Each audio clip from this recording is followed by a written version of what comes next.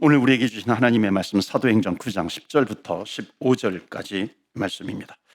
그때에 다메섹에 아나니아라 하는 제자가 있더니 주께서 환상 중에 불러 이르시되 아나니아야 하시거늘 대답하여 주여 내가 여기 있나이다 하니 주께서 이르시되 일어나 집가라 하는 거리로 가서 유다의 집에서 다소 사람 사울이라 하는 사람을 찾으라.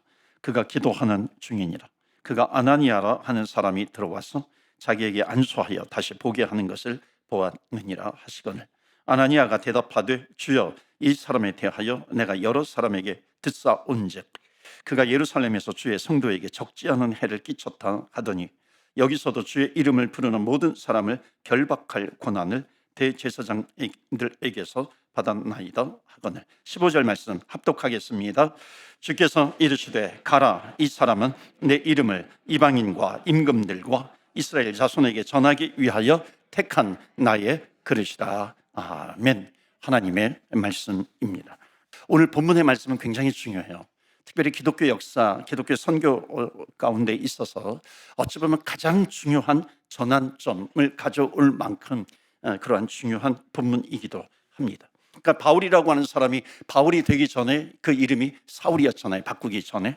그러니까 사울이라고 하는 사람이 원래는 예수 믿는 사람들을 핍박하던 사람이었습니다. 그런데 오늘 본문을 통해서 짧은 구절이지만 하나님께서 사울을 어떻게 변화시키고 또 어떻게 사용하시는가라고 하는 말씀이 여기에 나오고 있습니다. 오늘 말씀 보시면은 이 9장, 사도행전 9장인데 1절, 2절 말씀을 먼저 보시는 게 좋을 것 같습니다. 1절에 보시면 사울이 주의 제자들에 대하여, 여기서 주의 제자라고 하는 것은 12제자 주님의 그 제자를 말하는 것이 아니라 예수님을 믿는 모든 사람들을 제자라고 지금 표현하고 있습니다. 근데 여전히 위협과 살기가 등등하여 사울이 그런 거예요.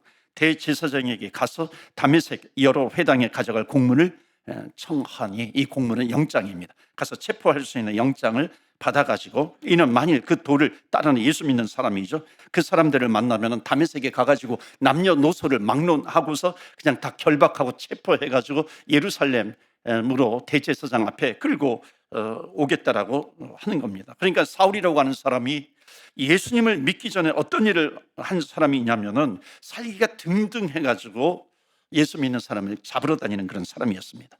저는 이 말씀을 보면 먼저 생각하고 싶은 게, 그게 뭐냐면 우리 사람들은 인생을 사는 동안에 누구든지 자기 멋대로 살아갈 때가 있다는 겁니다. 그건 자기 멋대로 살아간 적이 있었다는 것이죠. 그러니까 마이 웨이입니다. 내 길, 내가 가는 길, 내가 가고 싶은 대로 가고 내가 하고 싶은 대로 하고 내가 살고 싶은 대로 산다라고 하는 거죠. 그런데 그렇게 사는데도 하나님께서 그냥 가만히 내버려 두시는 때가 있는 것 같아요. 그런데 그냥 가만히 내버려 두시지 않는다는 겁니다. 1절, 2절 말씀을 보면서 그런 생각을 했어요. 하나님이 이 사울이 다메섹에 예수 믿는 사람들을 잡으러 가는데 하나님께서 그것을 다 보고 계시는구나. 여러분, 사울의 과거를 보니까 지금 그냥 빗나가는 정도가 아니라 예수 믿는 사람들을 핍박하고 결박하고 잡아오는 거잖아요. 이거는 뭐냐면 예수님을 대적하기로 작정한 겁니다. 그런데도 하나님은 사울을 그냥 내버려 두십니다. 그런데 그냥 놔두시지 않죠. 하나님을 계속해서 대적하는 사람들이 있어요. 놔두시지 않는데 3절 보시겠어요? 3절에 보시면 사울이 길을 가다가 다메섹에 가까이 이르더니, 호련히 다메섹에 이제 예수 믿는 사람들을 잡으러 가는 겁니다. 하늘로부터 빛이 그를 둘러 비추는지라. 그러니까 더 이상 사울이 자기 인생의 길을 가지 못하도록 막아버리는 겁니다. 하나님께서. 여러분, 인생의 정의를 한번 제가 3가지로 내려볼 테니까 여러분 나에게 맞는 인생이 어떤 것인지 한번 1번, 2번, 3번 중에서 골라보시면 좋겠습니다. 1번은 뭐냐면, 인생이라고 하는 것은 내가 하고 싶은 것을 다 하면서 사는 것이 인생이다. 1번. 두 번째, 인생이라고 하는 것은 내가 하고 싶은 것을 단 하나도 하지 못하고 사는 것이 인생이다. 3번, 인생이라고 하는 것은 내가 하고 싶은 것과 내가 하지 못하는 것, 할 수 없는 것, 이것을 배우는 것이 인생이다. 몇 번인가요? 3번 맞아요? 3번 맞으세요? 혹시 1번이라고 생각하시는 분이 있어요? 내가 하고 싶은 것을 다 하면서 사는 것이 인생이다. 이런 사람들을 뭐라고 얘기하냐면 철딱선이 없는 사람이다, 이렇게 이야기를 합니다. 하나님께서는 우리를 자기 멋대로 살도록 내버려 두실 때가 있지만은 또 한편으로는 아무것도 하지 못하도록 막으실 때가 있다는 겁니다. 그러면서 인생이라고 하는 것을 배우는 거죠. 참 신기한 거는요, 3절 보세요. 3절을 보시면은 이 사울이 어디에 이를 때 나타나세요? 다메섹이에요. 다메섹에 가까이 왔는데 나타나시는 거죠. 하나님은 참 묘하신 분이에요. 재미있으신 분이에요. 아니, 그냥 예루살렘에서 떠날 때 막으시지, 왜 거의 다 도달할 때까지 기다리시다가 막으시는 하나님이신가? 따라서 해보시겠어요? 하나님은 라스트 미닛을 좋아하신다. 하나님은 라스트 미닛을 좋아하시는 것 같아요. 요나가 그냥 배 타기 전에 하나님을 명령을 따르지 않고 배 타기 전에 막으시면 좋은데 배를 타고 또 풍랑까지 다 만나게 하시는 겁니다. 라스트 미닛을 좋아하시는 하나님이신 것 같아요. 근데 될 것 같은데 안 돼요. 근데 하나님을 믿고 있는 사람이 안 되게 하실 때는 그 길이 축복의 길이기 때문에 하나님께서 막으시는 줄로 믿습니다. 아멘. 그 막으시는 이유가 있다라고 하는 거죠. 특히 예수 믿는 사람이 그 인생의 길을 가는데 뭔가 막혀요. 안 되고 있어요. 성경은 분명히 말씀하잖아요. 사람이 자기 인생의 길을 마음으로 자기가 계획한다 할지라도 그 걸음을 인도하시는 분은 누구시라고요? 하나님이시니라. 하나님이 인도하신다는 겁니다. 지금 하나님의 빛이 예수를 핍박하는 사울에게 임한 겁니다. 그래서 어떻게 되냐면 거기서 꼬꾸라져 버립니다. 주저앉아 버리죠. 4절 보시겠어요? 땅에 엎드러져 들음에 소리가 있어 이르시되 사울아 사울아 너가 어찌하여 나를 박해하느냐 핍박하느냐 하시거늘. 그러니까 너무 놀라가지고 사울이 당신 누구십니까? 물어보는 겁니다. 5절에 보시면 대답하되 주여 누구시니까? 사울이 묻죠. 이르시되 나는 너가 박해하는 핍박하는 예수니라. 지금 예수를 믿는 사람을 핍박하러 가는데 예수님이 나타나신 겁니다. 여러분, 우리도 지금 여기 앉아 있는 것, 우리 인생 가운데 주님께서 나타나셨기 때문에, 나를 만나 주셨기 때문에 여기에 앉아 있는 줄로 믿습니다. 우리가 예배드리고 우리가 찬양하고 있어요. 그런데 우리의 과거를 조금 돌아보고 예수 믿지 않았던 일 돌아보면은 얼마나 우리도 예수 믿는 사람들을 핍박했습니까? 이 사울처럼 핍박하지는 않았지만 예수 믿기 전에 내 주먹을 믿지 내가 왜 예수를 믿어? 그런 적이 있지 않습니까? 근데 예수님께서 보실 때, 하나님께서 보실 때에 정말 실컷 놀았던 적이 있지 않습니까? 이게 우리의 과거죠. 그런데 그런 사람들에게 주님께서 나타나셨기 때문에 주님께서 우리를 만나주신 것이고 우리가 변화된 줄로 믿습니다. 핍박하는 사울에게 지금 예수라, 내가 예수야 라고 말씀해 주시는 겁니다. 그리고 6절을 보실까요? 6절에 보시면 너는 일어나 시내로 들어가라. 너가 행할 것을 너에게 이를 자가 있느니라 하시고, 그러니까 너에게 행할 자가 있다는 거예요. 말해줄 자가 있다는 겁니다. 누군가를 보내주신다라고 하는 겁니다. 그 사람이 누구냐면 이따가도 나오겠지만 아나니아라고 하는 사람입니다. 자, 8절 9절 보실까요? 아주 중요한 구절입니다. 사울이 땅에서 일어나 눈을 떴으나 아무것도 보지 못하고 사람의 손에 끌려 다메섹으로 들어가서, 9절 말씀 다 같이 읽겠어요. 시작. 사흘 동안, 아멘. 자, 앞을 볼 수가 없어서 사람들이 사울을 데리고 다메섹 어느 집에 들어갔어요. 사흘 동안 보지도 못하고 먹지도 못하고 마시지도 못하는 그런 상황 가운데 사울이 들어가 버립니다. 처음에 떠날 때는 살기가 등등해서 떠났어요. 지금 아무것도 하지 못하는 처지에 도착하게 된 겁니다.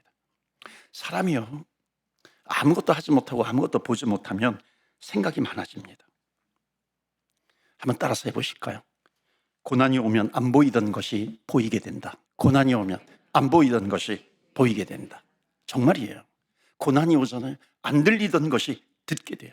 들려지는 겁니다. 정말 인생이 뭐냐 하면 내가 하고 싶은 것을 다 하면서 사는 것이 인생이냐? 여러분, 사울은 여기에서 철저하게 무너지고 있는 겁니다. 앞이 안 보이면 사람은 귀가 발달하게 되어 있습니다. 지금 하나님께서 사울에게 아주 중요한 말씀을 해요. 하나님께서 중요한 말씀을 하실 때는 하나님께서 우리가 가장 잘 들을 수 있는 자리로 하나님은 인도하십니다. 그러니까 하나님께서 사울을 이렇게 만들어 버리신 거예요. 왜? 하나님의 말씀을 잘 들을 수 있도록 하는 거죠. 그러니까 여기에는 하나님의 의도하심이 있습니다. 하나님의 말씀이, 하나님의 하실 말씀이 있기 때문에 하나님께서 지금 사울을 쓰러뜨리신 거죠. 그리고 하나님은 사울이라고 하는 사람을 다시 빚으시고 싶으신 겁니다. 뭘로 빚으시냐면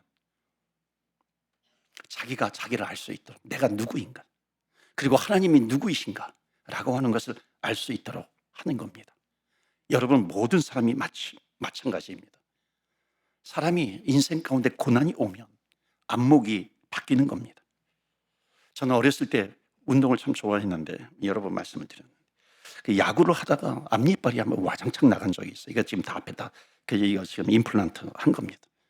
그 어렸을 때 앞니빨 다 나갔는데 나 같은 어떤 생각이 그때 문득 들었냐면, 나같이 앞니빨 다 빠진 사람을 어떤 여학생이 좋아해 줄까, 어떤 여자가 나를 좋아해 줄까, 이런 생각이 문득 드는 겁니다. 축구하다가 다리가 부러진 적이 있었는데, 다리 부러져가지고 병원에 실려가면서 제가 어떤 생각이 났냐면, 내가 과연 결혼할 수 있을까, 이렇게 다리가 부러져가지고. 그때 15, 14 뭐 그때밖에 안 됐는데, 인간이라고 하는 게요, 참 다리가 부러졌는데도 결혼할 수 있을까, 이런 게 걱정이 되는 겁니다. 그런데 고난에 대한 반응이 달라져요. 40이 넘어가고 50, 60이 넘어서 시련이 오면 시련에 대한 반응이 달라지는 겁니다. 하나님은 고난을 통해서 정말 많은 것을 말씀하세요. 오늘 첫 번째로 나누고 싶은 것이 있는데, 하나님은 한 사람을 정말 중요하게 생각하시는 겁니다. 사울 한 사람이죠. 지난번에 보셨던 베드로의 형제 베드로 한 사람을 중요하게 보시고, 베드로의 형제 안드레 한 사람을 중요하게 여기시는 겁니다. 하나님께서는 그 한 사람을 변화시키기 위해서 엄청나게 노력하시는 거예요. 하나님께서 역시 우리도 변화시키기 위해서 하나님은 노력하시는 줄로 믿습니다. 아멘. 나 한 사람이 하나님 앞에 너무 중요하기 때문에 어떻게든지 나 한 사람을 변화시키고자 하시는 거죠. 오늘 첫 번째로 나누고 싶은 메시지가 있습니다. 우리 다 같이 읽어요. 시작. 인생의 시련은 한 사람의 생각을 바꾸시는 줄로 믿습니다. 여러분, 안목이 바뀌는 겁니다. 사울이 3일 동안 누워 있어요. 무슨 생각을 했을까요? 도대체 인생이라고 하는 것이 무엇인가? 자기가 지금 살기 등등하게 자기가 하고 싶은 일이 있어요. 다메섹에 거의 다 왔어요. 그런데 자기가 하고 싶은 일을 못하는 겁니다. 막혔어요. 내가 하고 싶은 일이 안 될 때, 여러분, 그때 주님께 귀를 기울이시는 은혜가 있기를 축복합니다. 아멘. 그때는 주님께 귀를 기울이셔야 되는 거죠. 왜냐하면 주님께서 뭔가 나를 바꾸고자 하시는 겁니다. 새롭게 빚으시고 싶어 하시는 거죠. 불면증에 시달리던 한 여성이 있었습니다. 우리 교회 나오기 직전까지 불교 신자였어요. 그런데 어느 날부터 건강 상태가 아주 급속도로 나빠지기 시작하더니 이 불면증이 아주 굉장히 심각한 상태까지 이르렀습니다. 그러니까 병원에 가서 이렇게 몇 가지 진단을 해봐도 뭐 그냥 집에 가서 안정을 취하라고 하는 것밖에 얘기하지 않습니다. 무슨 뭐 약을 처방해 준 것도 아니고 뭔가 이렇게 치료를 한 것도 아니고 그냥 쉬라는 것이죠. 근데 시간이 지나면 지날수록 너무너무 힘든 겁니다. 잘 먹지도 못하고 잠도 제대로 자지 못하니까는 아주 이게 몸은 급속도로 쇠약해져 가는 겁니다. 그러니까 가족이 모두 다 함께 병들어 가는 것 같아요.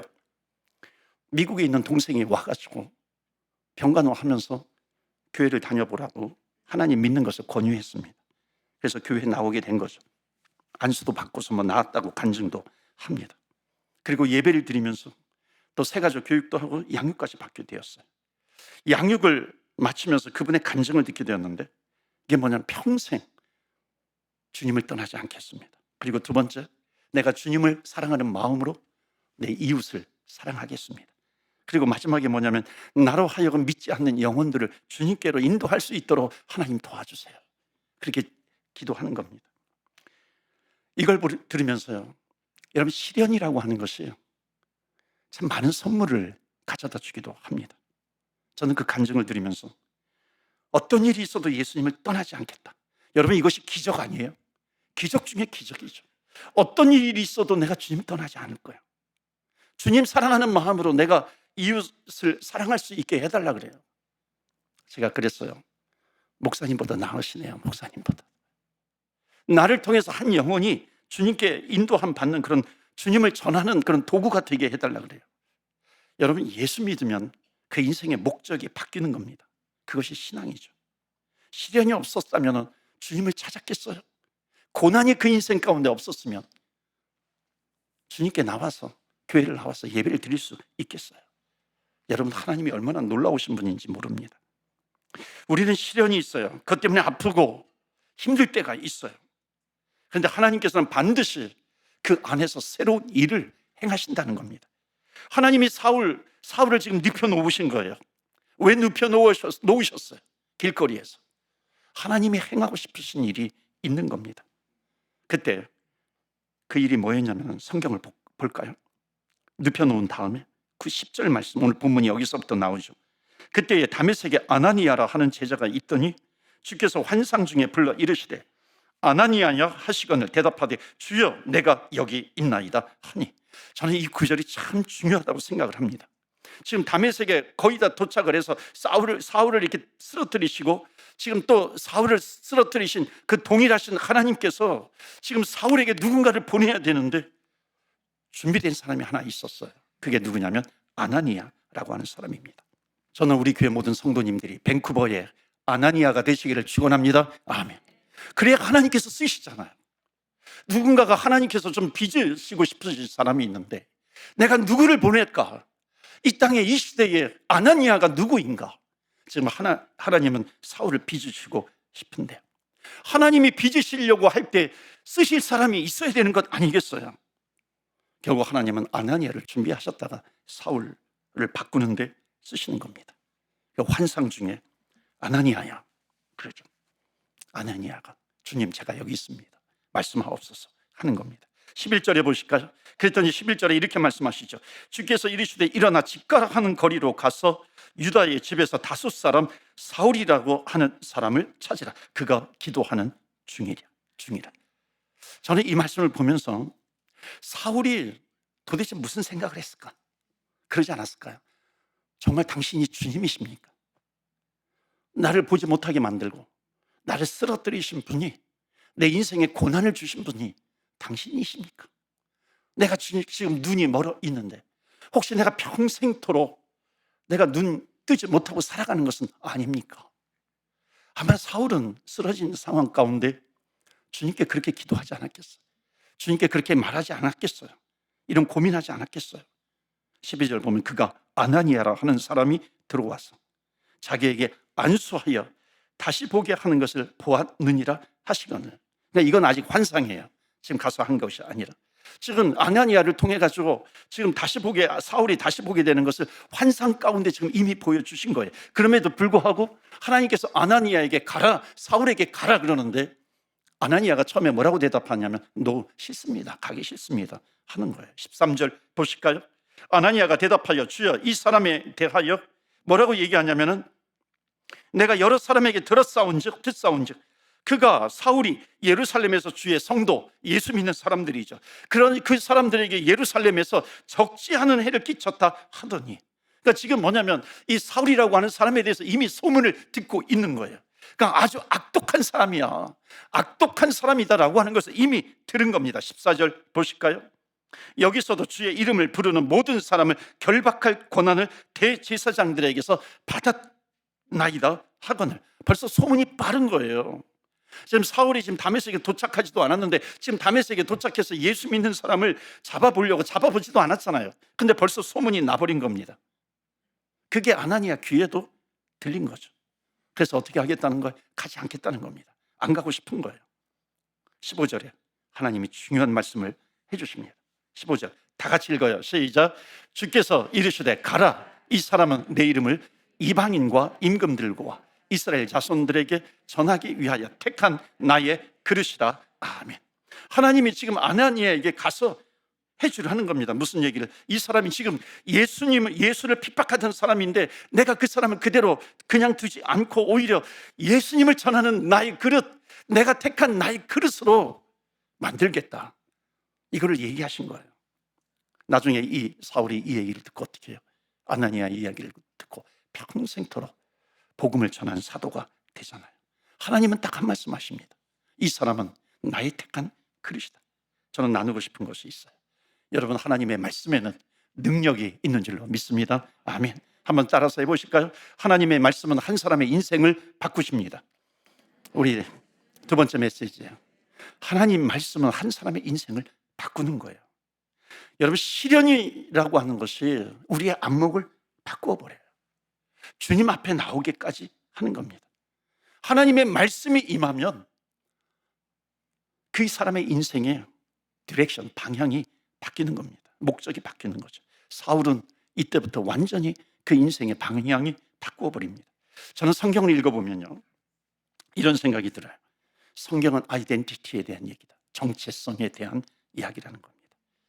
하나님이 누구이신가를 알게 되면 반드시 내가 누구인가, 나의 아이덴티티, 마이 아이덴티티, 내가 어떤 아이덴티티, 나의 정체성이 무엇인가라고 하는 것을 깨닫게 되는 겁니다. 여러분, 너는 나의 택한 그릇이다라고 하는 것, 이것을 사울에게만 주시는 얘기일까요?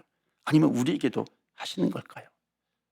때로는 성경을 보면서 이거는 사울에게 주신 얘기네요. 이건 사울에게 주신 얘기예요. 이거는 다윗에게 주신 얘기네요. 우리는 때로는 모른 척하면서 지나가지 않습니까? 너는 나의 택한 그릇이다라고 하는 것, 여러분, 이것은 우리가 예수님을 믿을 때 우리에게도 이미 말씀하신 줄로 믿습니다. 하나님은 예수님을 믿기 시작할 때, 예수님을 만나게 될 때 하시는 말씀이 뭐냐면, 너는 내가 택한 나의 그릇이야. 사도 바울이 사울일 때 처음 주님을 만났을 때 그 음성을 들었을 때 너는 나의 택한 그릇이야, 이 말씀을 듣는 겁니다. 사랑하는 성도 여러분은 하나님이 택하신 그릇인 줄로 믿습니다. 아멘. 하나님이 택하신 그릇이에요. 우리는 믿음으로 선포하면서 나가야 되죠. 그 다음에 중요한 것은 뭐예요? 내가 하나님 앞에 택함 받았다면 그 다음 내용은 뭐냐면, 내가 어떻게 하나님의 그릇으로 쓰임 받을 수 있을까 하는 겁니다. 하나님의 그릇으로 살아야 하는 것이죠. 그리고 나서 17절에 그 다음 절을 보겠습니다. 아나니아가 떠나 그 집에 들어가서 그에게 안수하여 이르되, 형제 사울아, 주 곧 너가 오는 길에서 나타나셨던 예수께서 나를 보내어 너를 다시 보게 하시고 성령으로 충만하게 하신다 하니, 즉시 사울의 눈에서 비늘 같은 것이 벗어져 다시 보게 된지라 일어나 세례를 받고 사울이 다시 보게 된 겁니다. 그럼 다시 보게 되었는데, 여러분 보세요. 처음에는 자기가 정말 눈이 멀어서 나는 평생 눈 없이 눈 보지 못하고 살아가는 것은 아닐까 걱정을 했는데 다시 보게 되었어요. 다시 보게 되었을 때 그 다시 보게 된 눈과 과거의 사울의 눈, 옛날의 눈, 똑같은 눈일까요? 한 사람의 눈이었지만은 예수 믿기 전에 눈, 살기등등하게 예수 믿는 사람을 잡으러 다녔던 그 눈, 그런데 예수님을 만나고 나서 어떻게 해요? 19절, 20절 다 같이 읽을까요? 음식을 먹음에 강건하여 지니라. 사울이 다메섹에 있는 제자들과 함께 며칠 있을새 즉시로 각 회당에서 예수가 하나님의 아들이심을 전파하니. 아멘. 예수가 하나님의 아들이시니. 여러분, 완전히 바뀌지 않았어요. 여러분, 이게 조금 더 실감나게 되려면 앞에 우리가 처음에 읽었던 1절, 2절하고 좀 비교가 돼야 됩니다. 1절은 살기 등등하게 예수 믿는 사람을 잡으러 가는 겁니다. 살기가 등등하잖아요. 2절에 영장을 청구해가지고 예수 믿는 사람을 잡으러 가는 겁니다. 그런데 그 사울인데 19절 말씀 보시면, 음식을 먹음에 강건하여 지니라. 사울이 다메섹에 있는 제자들과 함께 며칠 있을 때 즉시로 각 회당에서 예수가 하나님의 아들이심을 전파하니. 한번 쓰러져 가지고 주님의 음성을 듣고 났더니 음식을 먹은 다음에 예수가 하나님의 아들이에요, 예수가 그리스도라고 전파하는 것입니다. 여러분, 사울이 처음에는 예수 믿는 사람을 잡으러 갔어요. 지금은 예수를 전파하고 있어요. 여러분, 어떻게 이렇게 바뀌게 된 거예요? 어떻게 이렇게 바뀔 수가 있어요? 해답은 하나밖에 없어요. 하나님은 한 사람을 정말 귀하게 여기십니다. 사울 한 사람이 바뀌니까 이제 주변 사람이 바뀌는 겁니다. 사도행전은 이 사도 바울이 얼마나 많은 사람들을 바꾸어 놓았는지, 하나님의 능력으로 예수 이름의 권세를 사용해서 얼마나 많은 사람이 바뀌었는지 그것을 보여주고 있는 겁니다. 여러분, 세상과 나의 관계를 가지고서 예수 믿는 사람은 두 종류의 인생을 살아가는 겁니다. 세상과 나의 관계 속에서. 여러분, 내가 변하지 않잖아요? 그럼 세상이 나를 변화시켜 버립니다. 그런데 내가 예수 안에서 내가 변해요? 그러면 내가 변함으로 말미암아 예수 이름으로, 복음으로 세상이 변화될 줄로 믿습니다. 아멘. 그래서 하나님은 나 한 사람을 너무나도 중요하게 여기시는 겁니다. 마지막 세 번째 메시지 다 같이 읽어요. 시작. 한 사람의 변화는 세상을 바꿉니다. 아멘. 한 사람이 바뀌면 세상이 바뀌는 거예요. 나 한 사람의 변화가 너무 중요합니다. 저의 인생 가운데 잊지 못할 몇몇 가정이 있어요. 뭐 한국에서든지 카나다에서든지. 제가 젊었을 때 아버님 그 목회하시던 교회에 젊은 청년이 한 명 등록을 했어요. 처음 이제 오게 되었습니다. 수재 중에 수재. 그 교회는 참 우수한 청년들이 참 많았습니다. 이 청년이 최고의 대학이라고 일컫는 학교 나오고 유학도 최고의 대학에서 박사학위를 받고 한국에 돌아와가지고 정말 좋은 그 회사에 다녔어요. 그리고 이 형제가 결혼을 했습니다. 5남매인데 장남이에요. 다들 공부를 잘해요. 결혼하고 2달 만에 암이 찾아왔어요. 그리고 2달 만에 세상을 떠났습니다. 얼마나 안타까운 일이에요. 이 청년이 암투병 중에 저희 아버님에게 마지막 유언처럼 소원을 얘기합니다. 우리 가족 예수 믿게 해달라고. 우리 가족 예수 믿게 좀 해달라고. 그 바로 밑에 남동생이 있는데요. 그 남동생도 공부 잘했어요. 전교에서 10등 정도 했습니다. 그런데 이 큰아들이 장남이 1등 하니까는 눈에 차지 않는 거죠. 어머니 눈에. 그리고 이 청년이 마지막 가족들 앞에서 한 가지 유언을 합니다. 내 인생 마치면 예수 믿어 달라고. 장례식을 마치고 그 가족 전체가 교회 나오기 시작했습니다. 그냥 나온 것이 아니라 믿음을 가지게 되었고 또 온 가족이 교사부터 시작해서 봉사를 하기 시작했습니다. 저는 그 집을 생각할 때마다 그 사람을 생각할 때마다 그런 생각이 들어요. 예수 믿는 사람 한 사람이 그 집에 있으면 그 집안을 바꾼다는 겁니다. 여러분, 세상을 바꾸는 것은 처음부터 세상 전체를 바꾸는 것이 아니죠. 나 한 사람이에요. 나 한 사람이 있으면 나 한 사람 때문에 이웃이 바뀝니다. 나 한 사람 때문에 주변이 바뀌는 것, 그리고 세상이 바뀌게 되는 겁니다. 오늘 여러분에게 한 가지를 묻고 싶어요. 우리는 누구인가? 우리의 정체성. 우리는 하나님의 택한 그릇인 줄로 믿습니다. 아멘. 그러면 그릇이 해야 될 것은 뭐냐면 내 한 사람이 변화되면 내 옆에 있는 사람이 변화가 됩니다. 옆에 있는 사람이 변화가 되고 밴쿠버가 변화가 되고 세상이 변화가 됩니다. 그 일에 쓰임 받으시는 저와 여러분 되시기를 주의 이름으로 축원합니다. 아멘. 이 시간에 우리 기도합니다. 이 시간에 기도할 때 우리가 이렇게 기도하지 않겠습니까? 하나님, 내 인생에 얼마 남아있는지 내가 모르겠습니다. 그런데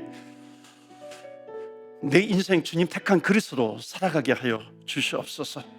정말 남은 인생 주님 기뻐하시는 그런 일을 많이 하다가 주 안에서 즐거워하다가 주 안에서 찬송하다가 주님을 알지 못하는 사람에게 예수의 이름을 전하고 그러다가 천국 그 영광스러운 하늘에 들어갈 수 있도록 하나님 우리를 사용하여 주시옵소서.